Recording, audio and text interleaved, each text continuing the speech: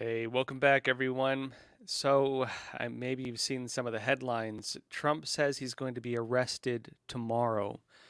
I want to talk about what he said, what this means, where things are at right now, and, well, is there actually a case against him? I can tell you briefly, as an introduction to this, I think this is actually going to benefit him, ironically. I think it's not going to stand, well, it actually might stand up, at least in New York.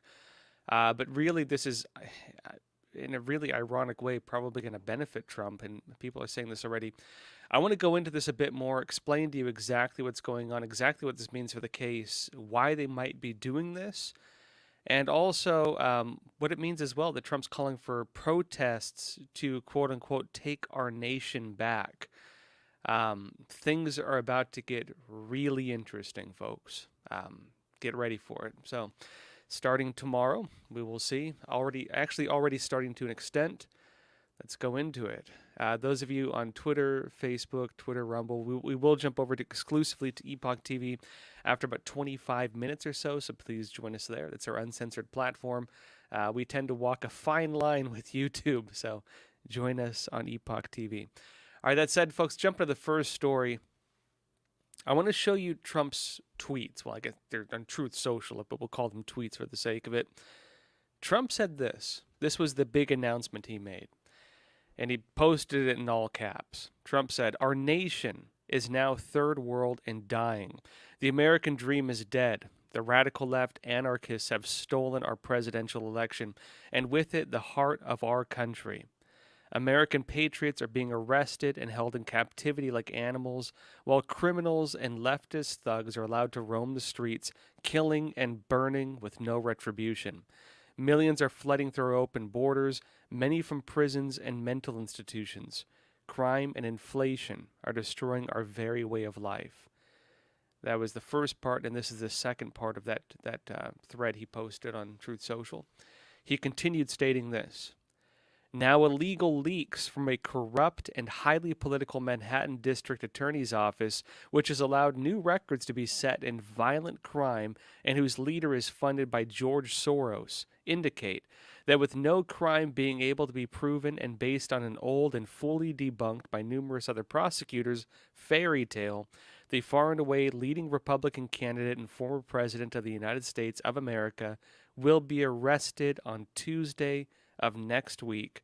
Protest, take our nation back." When he said Tuesday, he means tomorrow. He posted this, of course, late last week. And so tomorrow is allegedly the day that the arrest of Trump will take place. Let's dig into this a bit. What Trump is actually doing here is interesting. He's actually laying out his entire campaign message in these two tweets. He's talking about how America is becoming a third world country, essentially, how the nation and what it stands for is dying. He says the American dream is dead. He's talking about how the radical left has stolen the elections, which he's stood by that claim this whole time. And I'd agree with him on that. I think the evidence is there. He says that with that, of course, they've stolen the heart of the nation, the election system being essentially the foundation that America's election system is based on. He says American patriots are being held in captivity. He's using the January 6th narrative with this.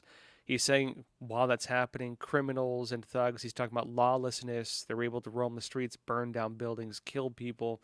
If you look at New York, even ironically, the judge going after, or the prosecutor going after Trump, he has a track record of reducing felony charges to misdemeanors.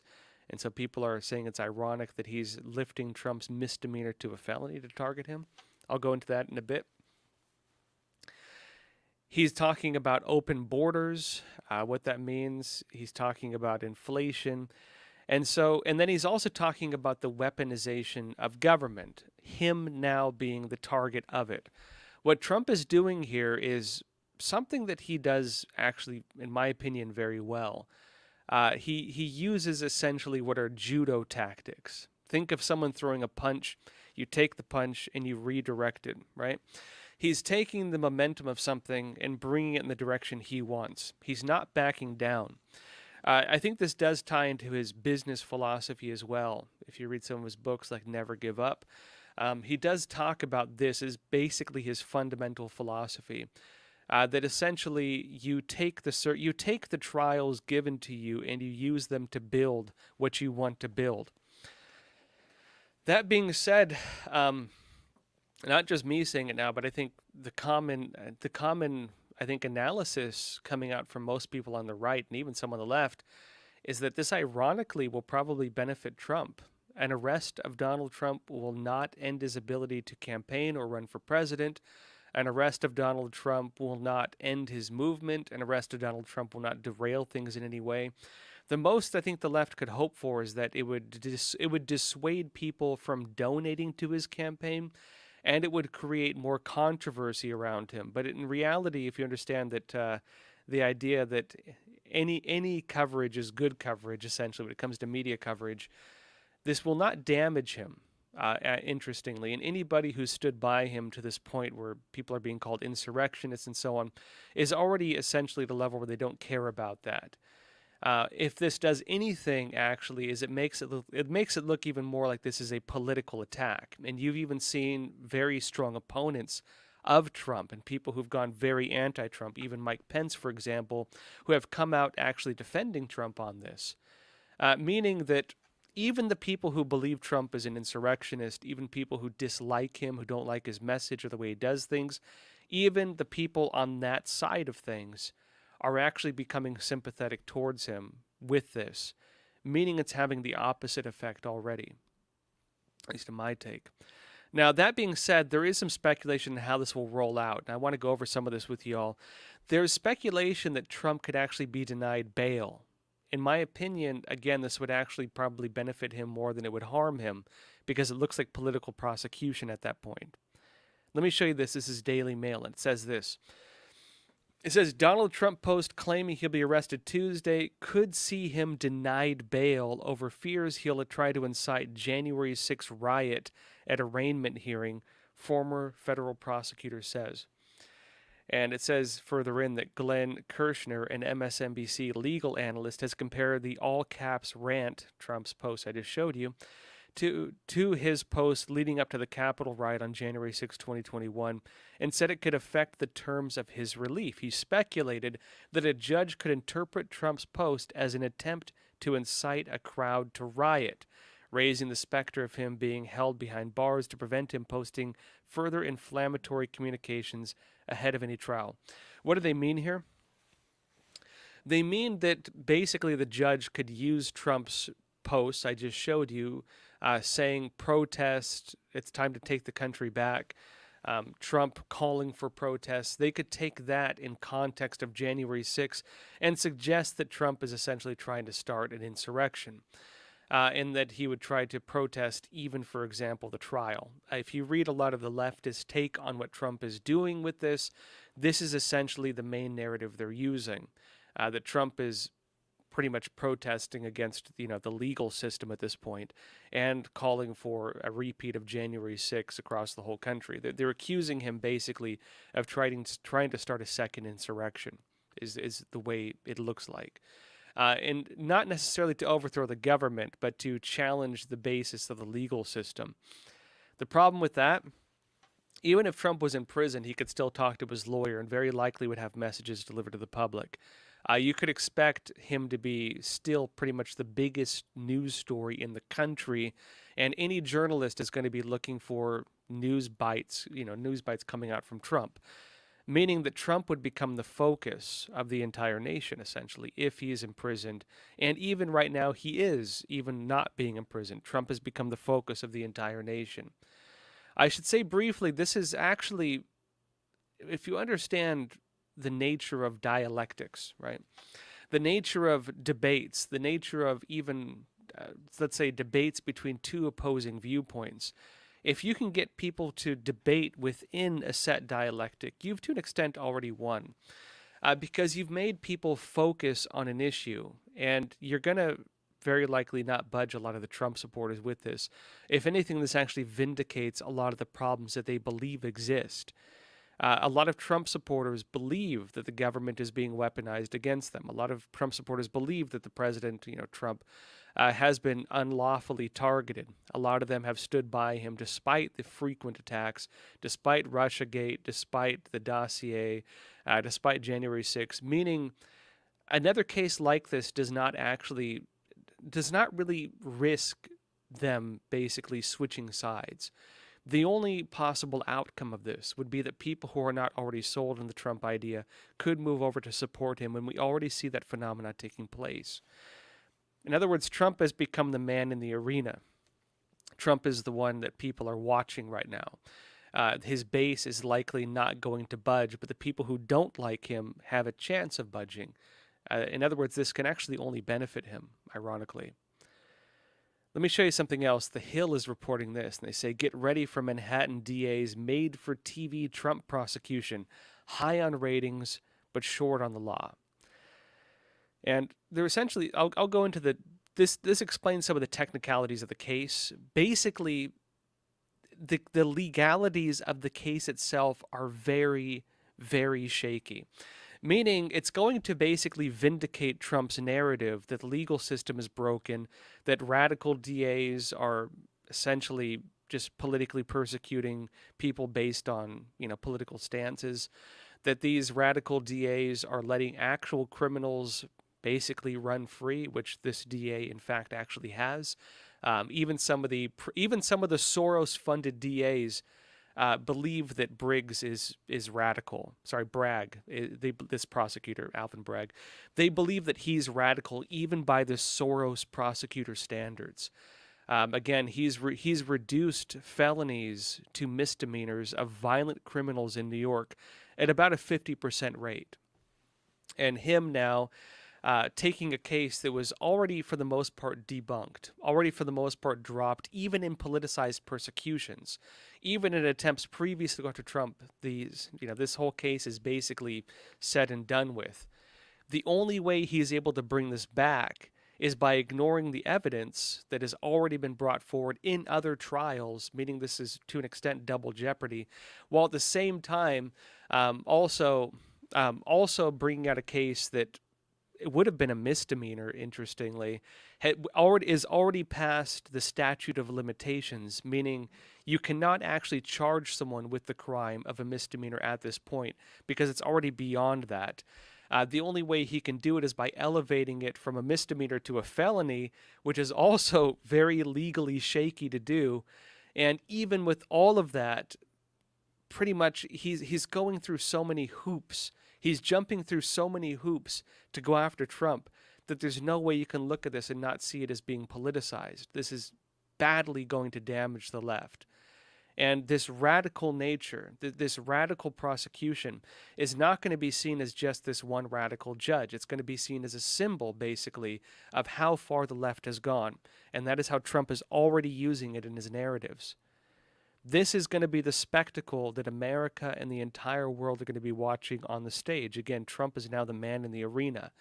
This is the spectacle being shown before us all. Let me go over this. I'll explain to you the case now. The Hill had a really interesting piece on it. They say, although it may be politically popular, the case is legally pathetic. And they're taking a middle ground on this. They're not necessarily taking a pro or anti-Trump stance. They say Bragg, this prosecutor, this Soros DA, is struggling to twist state laws to effectively prosecute a federal case long ago rejected by the Justice Department against Trump over his payment of hush money to former stripper Stormy Daniels. In 2018, and they say, yes, that is how long this theory has been around. It is extremely difficult, they say further in, difficult to show that paying money to cover up an embarrassing affair was done for election purposes as opposed to an array of obvious other reasons, from protecting a celebrity's reputation to preserving a marriage. In other words, in order to basically make this a felony, they need to go from the idea that Trump actually used his own money to pay a lawyer, Cohen, which went to Stormy Daniels to just pretty much settle the case, in order to get her to stop making her allegations against Trump again, something that was damaging his reputation, not just as a celebrity, but also in his marriage. They have to argue that this was basically using campaign finances. He used his own money for it. That's going to be a very hard case for them to make. And that this was meant to alter the outcome of the elections, something that's going to also be very hard to prove, given this. Something that they tried doing already, the prosecutors, and failed to be able to prove already. But it says further in this case, Trump reportedly paid Daniels $130,000 in the fall of 2016 to cut off or at least reduce any public scandal. The Southern District of New York U.S. Attorney's Office had no love lost for Trump, pursuing him and his associates in myriad investigations. Again, we're seeing that same legal office in New York go after him yet again. But it says it ultimately rejected a prosecution because on the election law violations. Based on the election law violations. It says it was not alone. The Federal Election Commission chair also expressed doubts about the theory. In other words, New York City, in its attempt to prosecute Trump on the very narrative they're going after him right now on, already determined that there was not enough evidence to do it. Bragg is only able to bring up this case by ignoring precedent, by committing what is essentially double jeopardy, and by even elevating the charges to a level that he cannot really legally elevate them to in order to carry out this prosecution, which makes it look vindictive, it makes it look biased, and it makes it look illegal, what the prosecutor is doing. And it says this, it was not alone. The Federal Election Commission chair also expressed doubts, again, about the theory. Prosecutors working under Bragg's predecessor, who is Cyrus Vance Jr., also reportedly rejected the viability of using a New York law to effectively charge a federal offense. In other words, let's put it this way. So, New York, every state has its own law. Typically, those would be misdemeanors. There's misdemeanor offenses and there's federal offenses. In order to go after Trump like this, they need to elevate this to a federal case, but they have to use state law in order to do that, meaning there's another jump in legal logic, something without precedent as far as I've seen, and Trump is also saying this is without precedent. It says that, again, Cyrus Vance already determined they could not do this. And it says, more importantly, Bragg himself previously expressed doubts about the case, effectively shutting it down soon after he took office. Bragg already tried doing this and found he could not do it. It says the two lead prosecutors, Kerry R. Dunn and Mark Pomerantz, resigned in protest. Pomerantz launched a very public campaign against Bragg's decision, including commenting on a still pending investigation, something which is also legally shaky to be doing. He made it clear that Trump was guilty in his mind, even though his former office was still undecided and the grand jury investigation was ongoing. Pomerantz, ironically, who may constitute fruit of the poisonous tree, by commenting on a pending investigation, having worked under Bragg himself and stating basically preformed opinions, and Bragg also did that as well, may again have poisoned the entire case by doing this to an extent. It says Pomerantz then did something that shocked many of us as highly unprofessional and improper. It says over Bragg's objection that he was undermining any possible prosecution. Pomerantz published a book detailing the case against an individual who was not charged, let alone convicted. So even on this alone, this could undo the entire case. It's actually so shocking that Bragg is bringing this out regardless of this history. This part alone could undo a case under normal circumstances. And it says, he was, of course, an instant success in the media and have spent years highlighting a dozen different criminal theories that were never charged against Trump. The nature of that as well, folks, is that by doing a media tour based on investigations done under Bragg's office, a former prosecutor, publishing a book, going on news shows, talking about the ongoing investigation, he will have poisoned any jury pool, meaning the ability to even form a jury to go after Trump is also on very shaky grounds because of this. But let's go deeper into this. It says, however, after 12 jurors can vote, Bragg still has to get beyond a series of glaring problems which could raise serious appellate challenges later. While we still do not, appellate. While we still do not know the specific state charges in the anticipated indictment, the most discussed would fall under Section 175 for falsifying business records based on the claim that Trump used legal expenses to conceal the alleged hush payments that were supposedly used to violate federal election laws. It notes that a Section 175 charge would normally be a misdemeanor. The only way to convert it to a Class E felony requires showing that the intent to defraud includes an intent to commit another crime or aid or conceal the commission thereof. The other crime would appear to be the federal election violation, which the Justice Department previously declined to charge. The linkage to the federal offense is critical for another reason, and this is also important, folks. It says this: Bragg's office ran out of time to prosecute this as a misdemeanor years ago. The statute of limitations is 2 years. After those 2 years, you're innocent. They can't charge you again. And it says even if he shows this is a viable felony charge, the longer 5-year limitation could be hard to establish. What does that mean?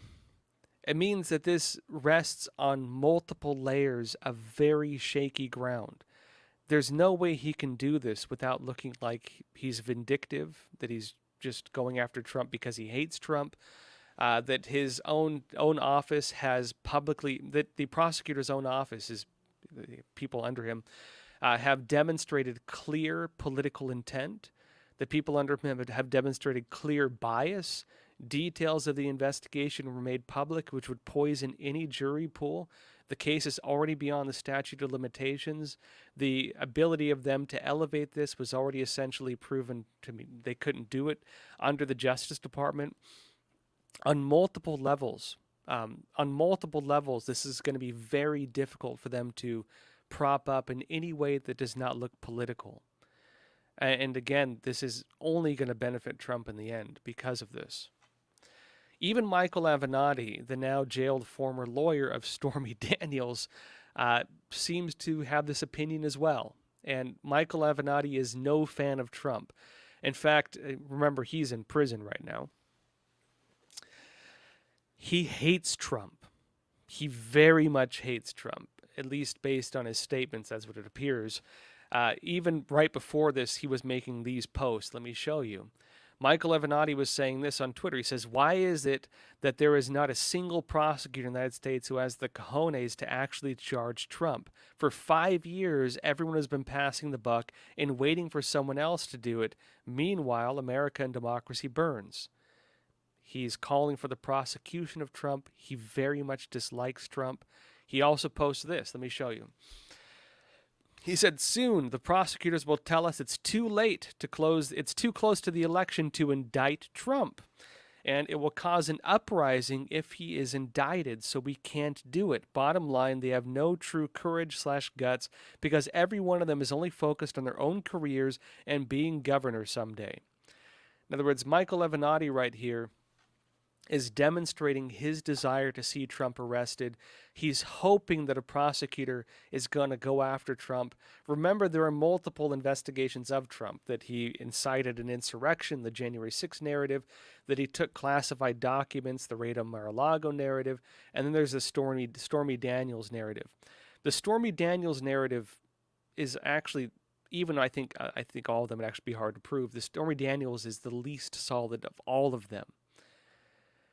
But then Michael Avenatti says this after the case is announced.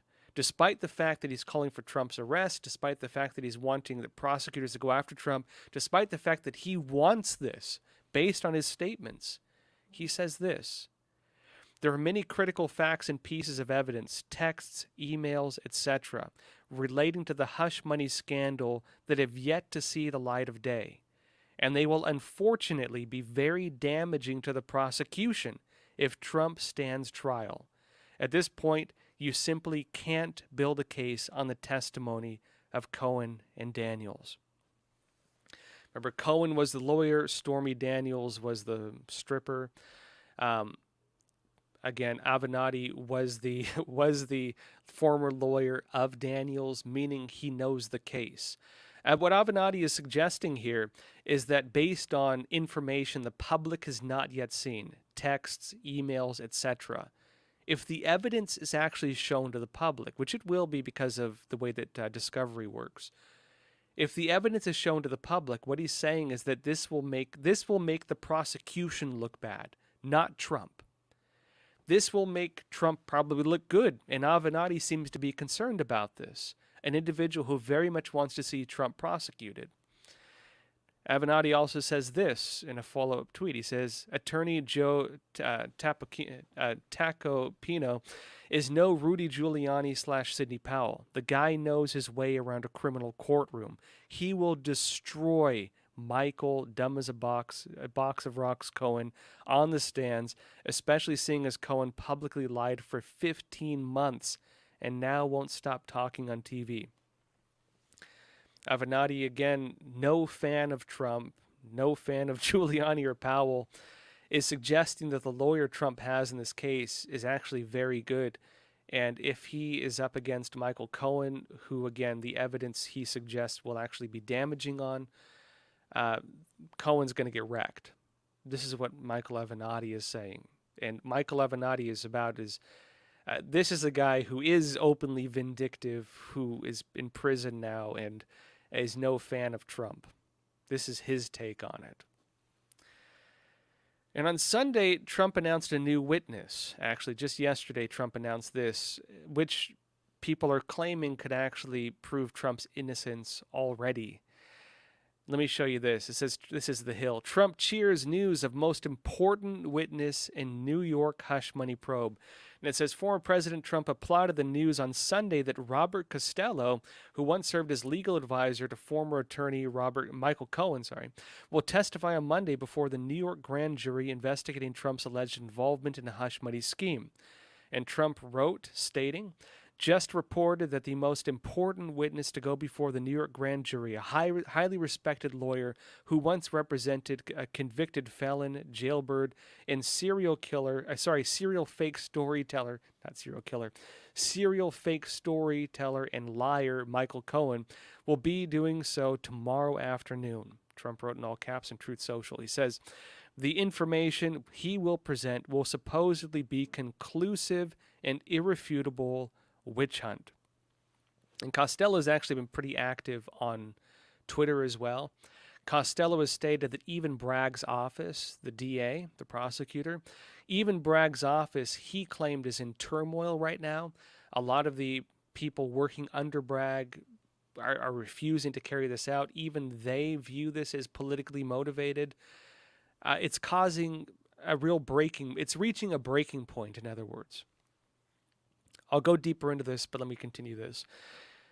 It says Costello, who has fallen out with Cohen in recent years, confirmed to The Hill that he will be appearing before the grand jury on Monday. That is today, folks. And it says Cohen, a key witness in the investigation, said on Sunday he was asked to appear as a rebuttal witness at the Manhattan District Attorney's Office and signaled that another witness would appear on Monday. So some we don't know who yet. It says a person familiar with the matter told the Associated Press that Costello had reached out to a Trump lawyer to say that he had information that countered what Cohen had previously stated and could exonerate Trump. Based on the statements of Costello that the information he has could exonerate Trump, based on the statements this could basically debunk what Cohen stated.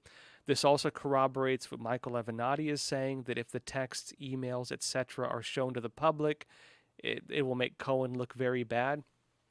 It suggests that Cohen is, as Trump stated, a serial liar, and it's not going to hold up. Now, that being said, this will have an impact on Trump's campaign to an extent. Some people are saying this could actually probably get Trump elected. Regardless of that, they could use this to probably put Trump in prison. They could use this to arrest Trump still. They could use this against him. They could also use it as a way to make it difficult for people to donate to Trump without making it look like you're donating to a criminal. That being said, will it hold up? I don't think so. This actually will probably benefit Trump. And actually, on another important point, folks, and this is something I haven't really seen people mention, this case, Trump being charged with this, if you're like me, or like most people, it becomes difficult unless you actually read a full article to know which case they're even talking about.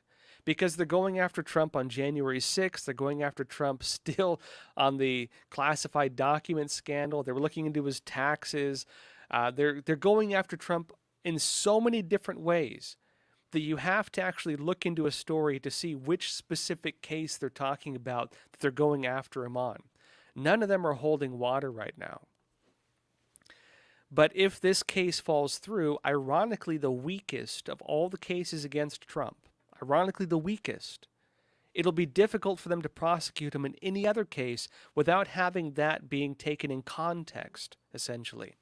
And if this very politically motivated, very divisive, and very legally shaky case is used as the pretty much the Trojan horse, the first break through the gates to try to arrest Trump, any other prosecution of Trump is going to be interpreted in its context, meaning it will be seen as politicization of the FBI, politicization of the Justice Department, political attacks by Biden against his political opponent. And it's going to serve Trump's interest. This is all going to benefit Trump because this is what he claims is happening.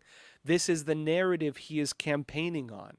This is what he wants Americans to be focused on and what he wants them to be concerned about. And the Biden administration and the New York legal departments, they're only vindicating him. They're only proving him right, essentially. I can only see this benefiting Trump, interestingly. That said, I want to go into what's happening with the way this could actually go. It is possible Trump actually will be arrested. It is possible he can even lose the case in New York because of the way the court is set up. I'll explain that to you in a second.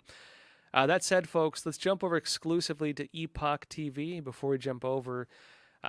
Remember, we have the January 6th documentary, The Real Story January 6th, that's now available on DVD.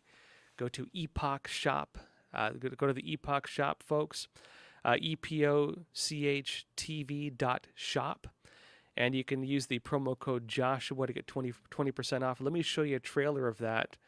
And again, that actually has some footage of this some of that unreleased footage in this, which paints a very different picture from what you've been told in the mainstream media.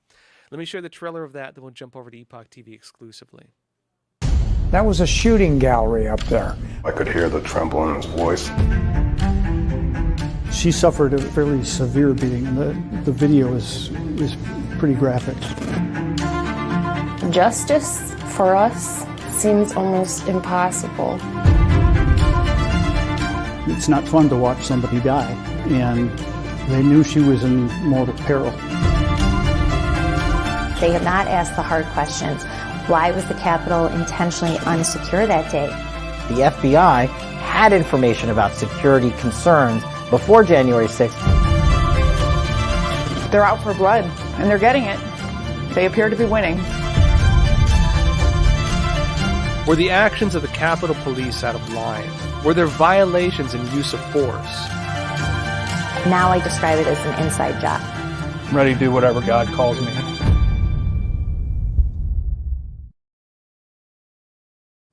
Folks, again, that is on Epoch TV, and you can also get the DVD if you want a physical copy of it. That's Epoch Shop, or epochtv.com epochtv.shop. I apologize. And you can use the promo code Joshua for 20% off. This being said, Trump is now calling for protests to take back America. And I'll explain to you why this matters. For this, though, let's jump over to Epoch TV exclusively, and I will see you there. All right, folks, a few things I want to go into